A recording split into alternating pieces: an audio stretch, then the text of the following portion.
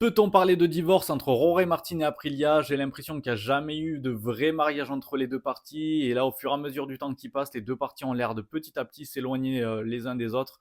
Je voulais revenir sur un petit peu de passif pour mieux comprendre la situation. Vous vous rappelez peut-être, fin mai 2024, plusieurs médias italiens ont annoncé Rory Martin aux côtés de Francesco Bagnaia au sein du team Ducati Lenovo, donc à la place d'Enea Bastianini. Mais en même temps, il fallait que Marc Marquez signe chez Pramac. Et celui-ci avait répondu que ce n'était pas une option de signer chez Pramac, qu'il avait un fameux plan et que son plan c'était de signer chez Ducati Lenovo. Marc Marquez est allé au bout de son plan et a signé aux côtés de Francesco Bagnaia dans le team Ducati Lenovo. Et Rory Martin a dû lui signer chez Aprilia et c'est là qu'il y a eu cette fameuse clause de signer. Donc après le Grand Prix du Mugello, je vais vous donner quelques détails là-dessus. Tout commence au Mugello le 2 juin 2024. Martin signe pour 2 ans avec Aprilia avec une clause. S'il n'est pas dans le top 5 du championnat après 6 Grands Prix en 2025, il peut rompre le contrat. Mais cette clause a une faille. Elle ne prévoit aucun cas particulier, donc pas de blessure, pas de maladie.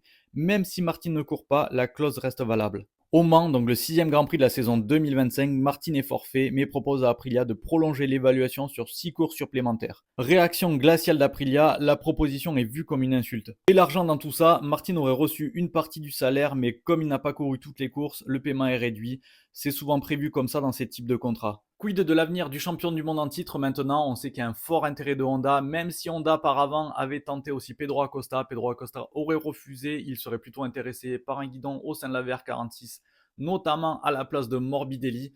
On sait que Honda est très respectueux des contrats, donc tant que Rory Martin n'a pas mis un terme à son contrat, je pense qu'il n'y aura pas d'officialisation d'un côté ou de l'autre. D'ailleurs, Aprilia a l'air de prendre une voie plus ou moins juridique pour essayer d'embêter Rory Martin. Je pense qu'on peut dire ça comme ça, dans les deux sens. Je pense que le divorce va s'annoncer d'une manière très très compliquée, à moins qu'il y ait vraiment une solution qui soit trouvée par Aprilia, parce qu'il ne faut pas oublier que dans l'histoire, Aprilia se retrouve sans top pilote au final, parce qu'on ne peut pas dire que le début de saison d'Aprilia soit génial, à part des petites éclaircies d'Ogura, même s'il a l'air de rentrer dans le rang. Bezzecchi montre pas forcément de belles choses et Raoul Fernandez, je n'en parle pas. Donc il va falloir absolument que Aprilia trouve un nouveau Top Gun, comme on dit. La question que je me pose réellement, est-ce que le projet Honda est vraiment plus intéressant que l'Aprilia à l'instant T pour Rory Martin? Mis à part peut-être des histoires d'argent en dessous de tout ça, je trouve que c'est quand même une situation très très complexe parce que Rory Martin n'a pas pu montrer l'étalage de tout son talent au sein de l'Aprilia.